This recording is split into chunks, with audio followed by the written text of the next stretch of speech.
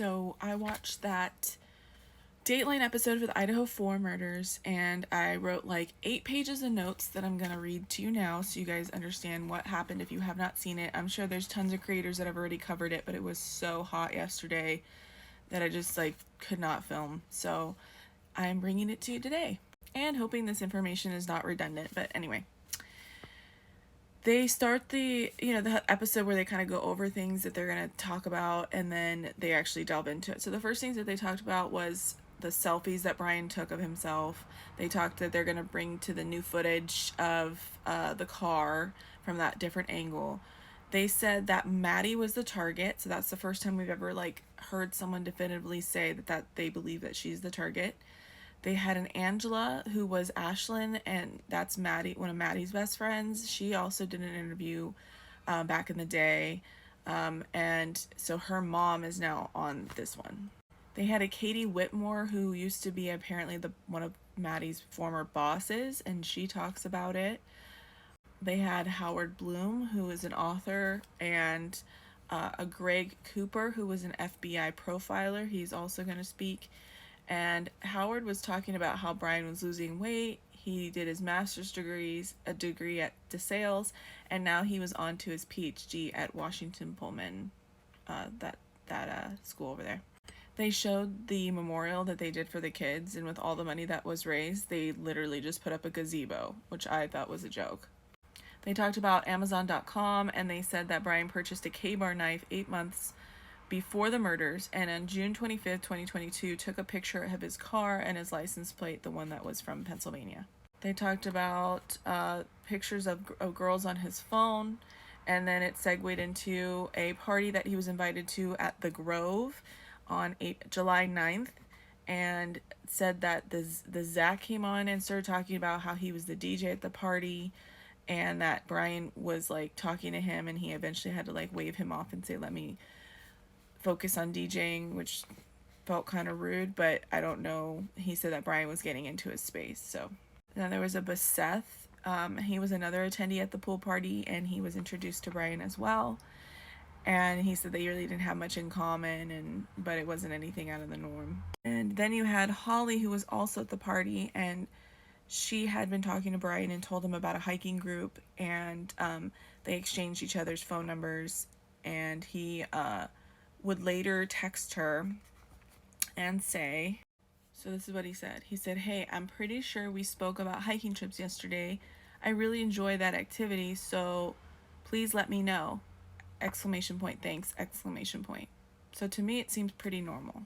Now, Zach, the DJ at the party, started talking about how Brian was hitting on a couple women, and one of them had a husband, and the husband basically told Brian that, and that Brian just ignored them and continued talking to them poolside. I don't know why that's an issue, but I mean, if he's married but he's still talking to the other girl, yeah, why is your wife talking to them then? So then the same Zach talks about how he ran into Brian on a hike, and it's a hike 15 minutes outside Pullman, and Howard Bloom was trying to say that this is going to his detachment from society and his OCD affecting his sleep pattern, because Zach had said that Brian was going up the hiking trail at night when they were coming back down, and he thought that was peculiar.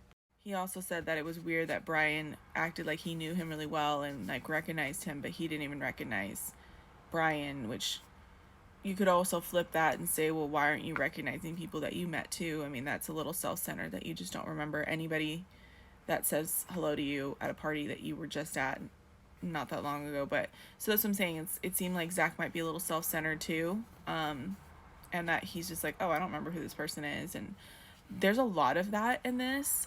Even the one that was Maddie's boss, she even makes a statement as well, Brian seems like the girls would never talk to him, or they wouldn't even know who he is, and just very elitist type of behavior, he's beneath them, and it's that's what causes a lot of these people to do these things, is this unkind behavior from people. It doesn't mean that you have to like that person, but you could at least be kind, right? So then they start talking about how they obtained the phone records from the FBI exclusively. And I'm talking about the written records, the transcript of everything, okay? On August 16th, the records from the phone show that he Googled Bundy and spelled the name wrong, the serial killer Bundy. And he also looked up his professor at school and downloaded one of her papers about how serial killers justify their behavior. Now, all these things that I watched throughout this series can be explained that he is a criminology PhD major and could be doing research for papers he's doing himself and to understand killers' mindsets for his papers. So it's kind of hard to be like, aha, that was weird, you know? I mean, it's like, there are a couple things that are weird. I will attest to that and I will point those things out when they come about. But these type of things, like, they're making it seem like it's really bizarre, and it's like, he could be studying Bundy specifically for his paper, and so that's why he Googles him a lot. Now, on the other flip coin, what they're trying to say is that he was Googling Bundy because he wants to be like Bundy. On the same day that he does this behavior right here, is when Maddie posted the picture of all her roommates outside in the backyard, where it was the same day that Kaylee was caught on that body cam footage for the noise complaint. Okay.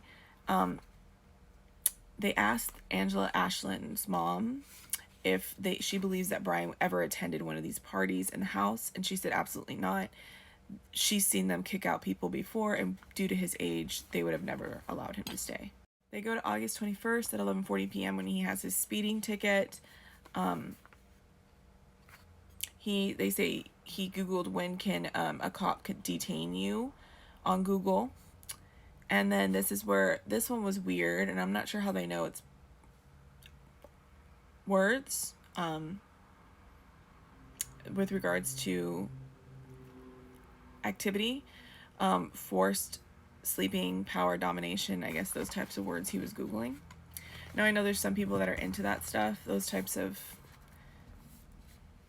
activity, so maybe that's what it is, but it's gonna be interesting. I want to see the transcripts and stuff myself. But now this Katie, the former boss of Maddie, she likes to say things definitively. She's like, we heard from the students about Brian, and it was very known that Brian had a problem with women. And I'm like, where is this proof? First of all, he attends a totally different school. So how would these kids, there's been no connection to these kids whatsoever.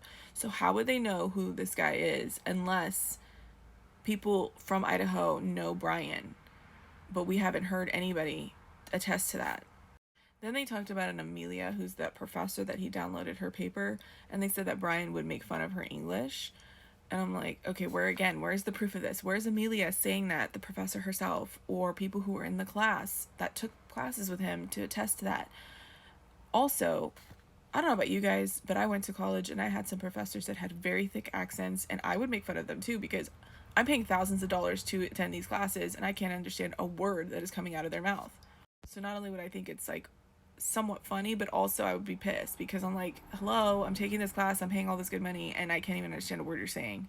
So I'm gonna pause it there because the next part goes into this Korean exchange student that Brian helped set up the security cameras in her apartment, and they're speaking a lot on her behalf, yet she declined to make any statement to Dateline. So I will do that in part 2.